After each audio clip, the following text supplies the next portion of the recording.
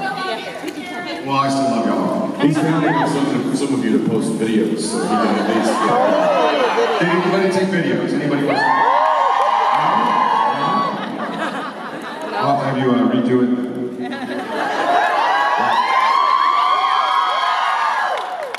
Who's first time?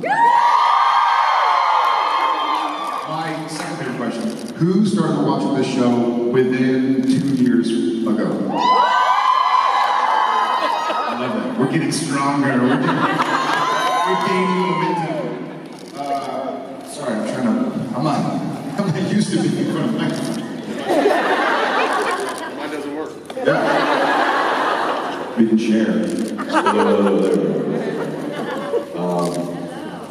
Can you hear yourself? Yeah, I can hear me. I can hear you too. Okay. Hey. How many of you are Canadian? We're sort of like honorary right now. That's been a third of my life.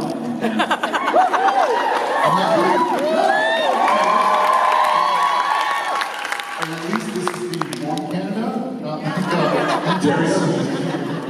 Right? This is Toronto and Montreal and all snowy. Did anybody call Saskatchewan? That's a fake word. No. Yeah, moose jaw. Yeah, we could be filming none of that. You could. I'll have none of that. All the Canadians are like, it feels like I don't understand what they're saying. Well, cool. Let's get to some questions. I'm sure there's some people. Yes, right there. She's opening up her phone. She's like, oh, me? Oh, I'm just gonna make a phone call. Hey, Mom? Yeah. You picked me first. Okay, I'm leaving now. You owe me $100. Sorry, all your names right. That is not a Canadian accent. It's Australian. Well, Teaching me, or us, that volcanoes are like mountains that... So I was wondering where that quote came from. that, so that, Sorry. That's the learning you You have. let her finish it. You gave out fantastic, sorry, good like. I will always like more fantasy. But so ClickHole is a satirical website, and none of the articles they do are true. They just make fun of celebrities and stuff.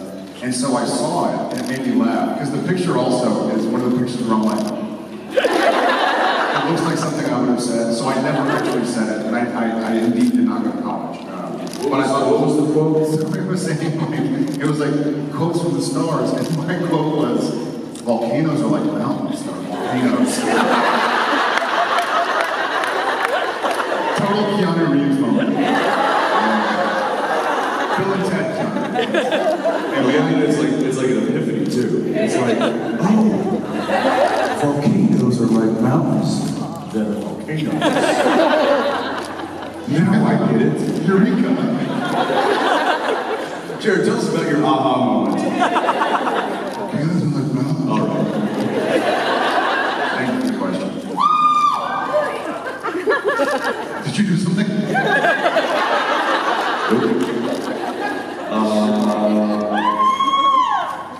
Yeah. Right. Just a minute. You got a loud enough voice. Yeah, I don't need one. Morning, y'all. After last night's performance, I've never seen you perform live like that since, and that was amazing. When the hell are you going to make a solo record so I can come see you perform? Yeah!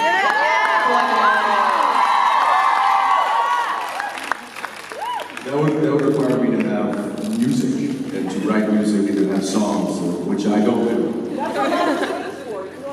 Oh, just bum their songs? Sorry, Rob, guys. I'm gonna take your songs now. They can help you write them. They can help you write them. Yeah, you know, I will say that it was, I kind of blacked out. I'm not quite sure what happened out here last night. I do know that I walked backstage afterwards and went like, what just happened? That was quite an adrenaline rush. And I was actually talking to somebody, and I'm like, now I get why that is the #1 job, I think, in the world, is to be a rock star. That's how people do it to the like 70s. What's Mick Jagger, 93? Yeah, it's not like you can't retire. It's hard up. So yeah, but you know, I've been asked that question, you know, to do music, and again, I say I'm not a musician. I just like music, and if I can surround myself with musically talented people, it just is a lot of fun for me. I won't say that that'll never happen, but I don't know if it'll happen anytime soon. Also, Jared, I didn't forget you. That's okay. Yeah. Dean Forrester rules. I don't know what that means. The other one. I saw a little shape jumping. I thought it was cute. Is that a human being or is it a trick of the eye? Does it look like an airplane's coming at us? Is there an airplane? Hi, I have a question for both of you. In Yellow Fever, how many takes did you guys have to do when the cat jumped out? How many takes? How many takes?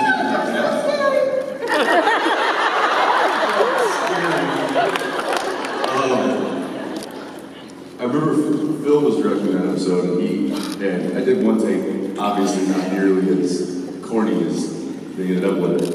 And then he said, listen, I want you to just scream as loud and as long as you possibly can. Don't worry. It went on for a long time. Don't worry, I can always save it in editing. I don't know why I decided to trust him that day. I think they still did cut a little bit out. They did. Hey, look, don't threaten me with, you know, a good time. I will chasing you around. It went on so long, but I was like, okay, well, he's just gonna keep going. I'm gonna relax. Then Ackles comes up and like jumps on it. So we did it, I don't know, maybe we did it like 2, maybe 3 times, and then I finally told Phil, I was like, listen, we've got the scene in that episode where, you know who knows that? Crazy people! That we actually shot that scene directly after the cat scares. And I knew that there was a lot of dialogue in the scene, and I told Phil, listen, if I keep going with this cat screaming thing, I'm not going to have a voice to speak in this next scene, so we ended up not doing too many takes of it. Phil's like, that's cool. He's like, yeah, that's fine, I'd rather get this and just say that the other day. Yeah. And the irony of that episode is the only person who actually got scared during the filming of that episode was me. We felt like the snake coming over. It was a big snake. And the guy, and I was like, man, the guy is laying on his back behind the couch. This man was 15 feet or something like hundreds of pounds. It was, I think it was like 180 pounds. 180 pounds. He's like trying to push the snake over. And I'm like, he's gonna piss that snake off. That snake's gonna be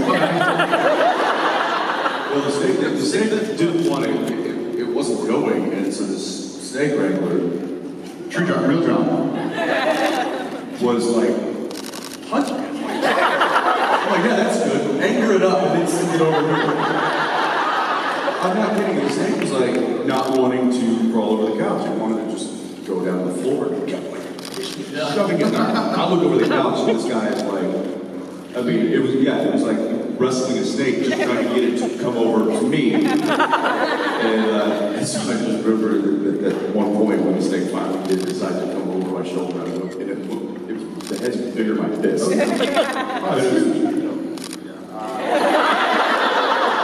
That's good. You did the other side. Meanwhile, Jared's like 6 feet away at the other end of the couch, and he just goes, yeah. It's on me, and he's the one running out of the room. I'm not gonna die for a shot I'm not even in. I'm gonna die just to be on camera. Thank you. Yes. I need the mic. Oh, you have a voice. You're using the microphone. Yeah. Is that due to last night or 2 nights ago? And last weekend. And that's right on. Yeah. So it's been like a whole week in progress. It's been 2 weeks. I'm actually shocked that I'm alive right now. So I travel for a living, and I know that you guys don't get a lot of time by yourselves to do whatever you want. So given the opportunity, where would you go on a road trip? On a road trip? I would actually love to go, and I've talked about this for a long time, I would love to go kind of to Montana or North Montana, Canada. That area of the Rockies, like Banff, and the pictures I've seen. I hear there's a train that does it as well. It goes to the east-west. Yeah, so I would love to kind of go on a road trip to the mountains. It's fun because I think I would do a lot of road trips when I was kind of between Gilmore Girls and San Antonio. I would drive back on I-10 in America, and it's flat. And so you just kind of zone out, and when you're kind of driving in the mountains, it forces you to slow down because you're not going to go 80 miles an hour around a hairpin turn. You might, I'm not going to. So it forces you to slow down and just listen to it. Really take time. So I think I'd probably try to go to the mountains. Yeah, that's a good option. I Still my answer. I really like the southern Oregon coast, northern California coast. Like the redwoods and red stuff.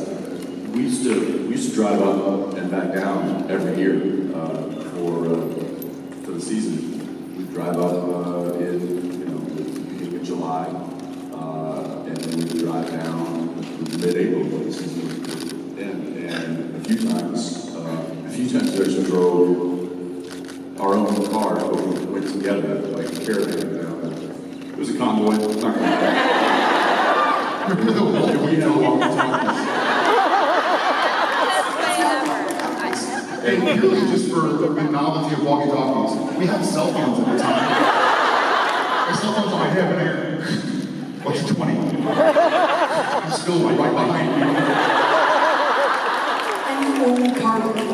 Well, we were driving by ourselves, so it was just, instead of having to have the cell phone on and rack up the minutes, we literally just had walkie-talkies, just keep each other going. We're like, hey, you hungry yet? You want to pull over? No, I'm good. All right, let's go for the next 2 miles. You want to pull over? Pull over. I'll go pull over. What you do with the sound? You don't have to do the sound, it already does the Echo Foxtrot. But a couple of times, I don't know if we did it together. I know I did it once or twice when I was driving up and down, and I did that. I hooked it over to the coast. Oh, yeah. And drove that southern Oregon, northern California coast. That's incredible. So I know that one's good. I would want to do it again. Did you stop in Santa Cruz again? In Santa Cruz? Probably. We had 3 full-time cheers. Yeah. Well, I know I've been there, so I assume I stopped there. Thank you. Hi. This is mostly for Jared, I guess, but That's right, I got my coffee, I'm good to go. It's mostly for Jared, but I wouldn't mind for Jared, but you did some. Recently you posted a picture of wearing the Sam's tattoo. So, are we going to get to see that in an episode? Are we going to get to see Sam get it? Are we going to find a line out? It was a makeup tattoo. You take the shirtless selfies.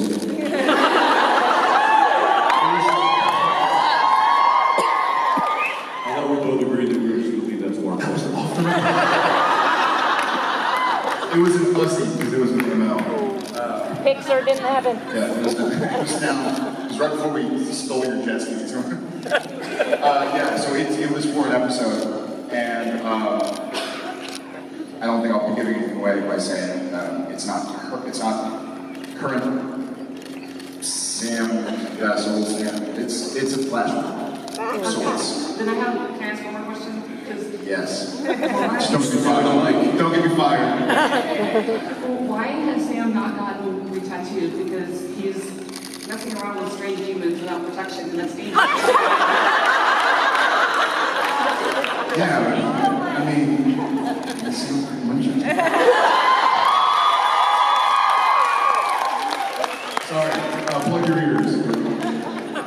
Because he's Sam Winchester, not Sam Lou's Chester. That was my favorite.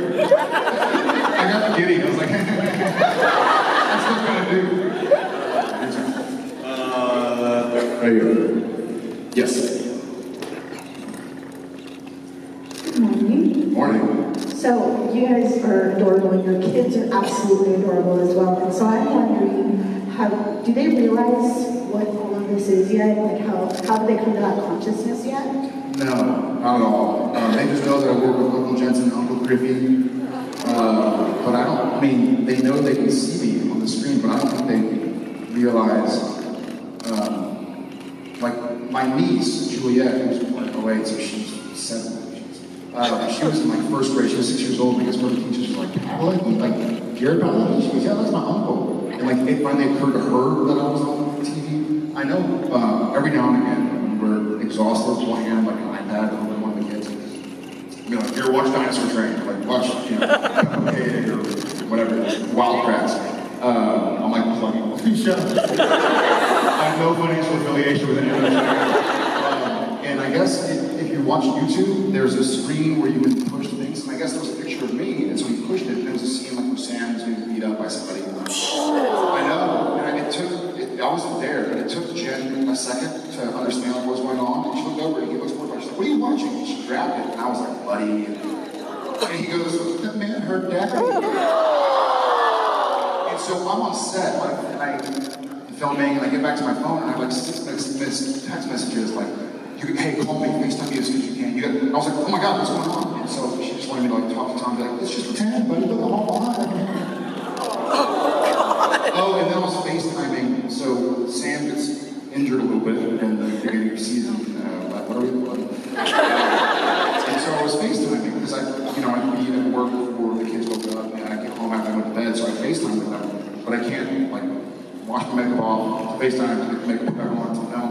And so I had to keep on explaining, like, hey kiddo, look, it's just not real, it's fake. It's really cute, but mine's No, she doesn't. She'll see me, like if there was a commercial or the show happens to be on TV, flip the channels. Danielle said the other day, I happened to pop up, there was a commercial, and she just goes, oh, hey, there's Daddy. and then she just goes right back to me. So, yeah. My kids want me to like turn it off, but I say, oh, there's Daddy, put my thing back on. Yeah. There's Daddy. Can we watch planes? Thank you. Yes, first row. Yeah. Okay, so my question kind of goes along with yours. Your children are adorable.